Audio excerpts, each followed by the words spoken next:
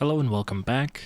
As always, my name is 𝙲𝚘𝚙𝚒𝚑𝚝, and this is One Piece Analysis Chapter 4, titled The Great Captain Morgan. This chapter picks up exactly where last chapter left off, with Luffy punching 𝙲𝚘𝚎𝚘𝚝 and telling Koby that he was going to have Zoro join his crew. Now we get the reaction shot to 𝙲𝚘𝚎𝚘 and the other soldiers who were on the island, with Koby telling Luffy that he must be crazy to try and take on the whole navy. Definitely not something we'll see again moving forward. We get to see more of 𝙲𝚘𝚎𝚘's breakdown. 𝙲𝚘𝚎𝚘 has always lived in this bubble, where because of his father's stature and power, he's never had to lift a finger for anything and no one has ever dared disobey him. So this is really the groundbreaking moment for 𝙲𝚘𝚎𝚘 where he just snaps and realizes that there is authority outside of his own. So they run off and we're left with Luffy and Koby talking. Koby freaking out because Luffy has essentially just waged war on Captain Morgan, and Luffy not caring at all because he wants to go talk to Zoro. If I can, let's take a moment and just take a look at what we understand of Captain Morgan to be. His first real introduction, aside from what we hear from 𝙲𝚘𝚘𝚘, is telling himself that he's so great, because he's vain. We have a soldier who's agreeing with him because the soldier is afraid for his position, knowing that Captain Morgan is above him and will use his power as he sees fit. And that Morgan is taking tributes from the people in Shelltown, and that he believes that the amount of money that he's getting is getting smaller. The Marine tries to say that he believes the townspeople are too poor to raise money for his wealth, but he's cut off. Morgan says it's not a question of how much they can pay, but just a respect for him. For Captain Morgan, it is this version of absolute necessity, that these townspeople must pay tribute to him because he is their better. He is the highest ranked official on the island, therefore, he is basically the king of the island. So 𝙲𝚘𝚘𝚘 comes running in, interrupts this whole scene, and tells Captain Morgan that there's someone he wants killed. Obviously, he's talking about Luffy, but we'll talk more on that later. We cut back to Luffy making his way to Zoro. Zoro saying, "It's you again?" He doesn't want to be a pirate. He's very stern on this. But Luffy, being the absolute force that he is, says, "If I untie you, you are going to join my crew." They have this conversation about dreams again. Zoro says that he has his own mission. He doesn't plan on becoming a pirate because that'll interrupt with what he wants to do. Luffy says that he shouldn't care about being a pirate because people already think that he's a bad person. Zoro doesn't care what people think. He has his own code to live by, and as long as he can do what he needs to get done and live by his dream, it doesn't matter. The two forces once again are pushing against each other. Luffy says that no, you are going to join my crew, and that's that. Luffy proposes that if he gets Zoro's swords for him, then Zoro will have to join his crew, because now Luffy will just hold his swords hostage. We move back to 𝙲𝚘𝚘𝚘 screaming, wondering why he hasn't already hunted down Luffy for laying a hand on him. Morgan asks 𝙲𝚘𝚘𝚘 if he knows why he never hit him before, and 𝙲𝚘𝚘𝚘 believes it's because he loves his son and he would never hit him. But he was wrong. It's because 𝙲𝚘𝚘𝚘 is a bastard son that's not worth hitting, until now, where he hits him, but he's dispassionate in the moment. He asks, "Why should I fight your battles? You're big enough to deal with your own problems." Morgan doesn't care that 𝙲𝚘𝚘𝚘 is riding off of his name, his fame, and his power.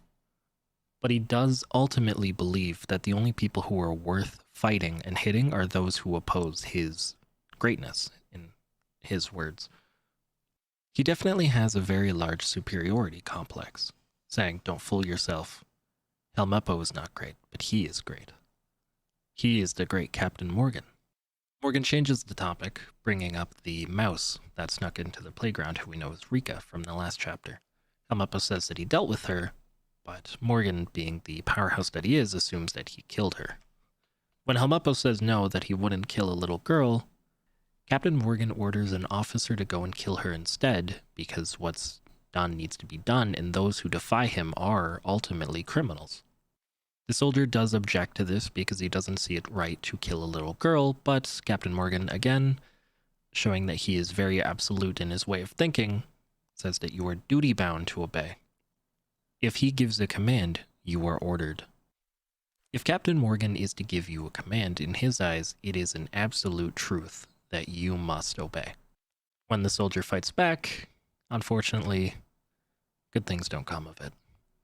Helmeppo reacts saying that you didn't have to kill him, but to Morgan it doesn't matter, he is just another person who needed to be taught respect, so he will go and handle it himself. Let's take another deep dive into Morgan. This chapter alone, he says, for years I labored to achieve this rank, and I did it by my own strength, at great personal cost. Rank means everything in this world, remember that. His rank is the highest on this base, which makes him superior to everyone else here. That means that everything he does is right. He's built a monument to his power and his stature to show that he is truly the greatest that there is because he is a captain, he is in charge, he is the one who rules this land, this island. This is very reminiscent of something that will be touched on more moving forward, but I might as well bring it up now because Captain Morgan ultimately has a crooked sense of what is known as absolute justice in One Piece. Absolute justice is an ideal held within the Marines that if you are a criminal, you deserve to be punished. If you are a pirate, you are bad. There is no gray area here. You are not a pirate and can do good things. Once you are a pirate, you are beyond saving. You are beyond recognition and therefore must be punished. Captain Morgan's very altered version of absolute justice is more of a absolute subservience to his power. Continuing along, Luffy made his way to the naval base, said that he can hear voices from the roof and wants to go check it out. Luffy doesn't waste any time in trying to run up the stairs to get to the top of the tower, but instead uses his gum fruit abilities and stretches his way up there, overshoots his shot, and tries to grab onto the statue of Captain Morgan in order to save himself, which makes all of the soldiers who are holding it lose their balance, and he destroys it. This makes Morgan cry, though, so is it really that bad? Because that's kind of a funny panel. Morgan says that he wants Luffy's heart, which I guess now is the second time that Luffy has waged war on him, but who's really keeping track? Luffy isn't too fazed by this idea, however, and instead runs through the rooftop, grabs 𝙬𝚘𝚎, and runs off in search of Zoro's swords. While that's happening, we get a look at one of the Marines who is now pointing out to the courtyard that someone is on the parade ground again. We're really getting to see Captain Morgan snapping at this point, saying that everyone is rebelling against him. He's kind of going from having a superiority complex to just having a full-on breakdown. But we get to look at the courtyard where Kobe is trying to free Zoro now. Zoro says that he's being reckless, but Kobe, now beyond the point of just black and white and realizing the whole situation of what's going on here, realizes Zoro has been imprisoned unfairly. He can't stand by and see the Navy act so unfairly. He wants them to be this gold standard for justice. Just like Luffy, Kobe wants to become a proper sailor. He wants to be the foil, in essence, to what makes Luffy such a great pirate. Zoro reacting to Kobe's acknowledgement of Luffy's dream is really funny to me, just because it lines up very well with what Zoro wants to do and what his dream is in being the world's greatest swordsman, but he's still shocked to hear it as if it's the first time he's ever heard someone speak, and I just, it's... Zoro being shocked of Luffy wanting to be king of the pirates is really rich considering we just got Kobe's reaction only 2 chapters ago. Even says as much. He was shocked when he had first heard it too, but Kobe now has this idea cemented in him of die trying, right? Succeed or die trying, because your dream is only attainable when you try going for it. Unfortunately for Kobe, he's now in the latter group. End of chapter. Anyway, that was chapter 4, The Great Captain Morgan. As always, thank you for watching. Subscribe if you haven't. Leave a like if you liked the video. Don't if you didn't, I guess. Leave a dislike. Leave a dislike.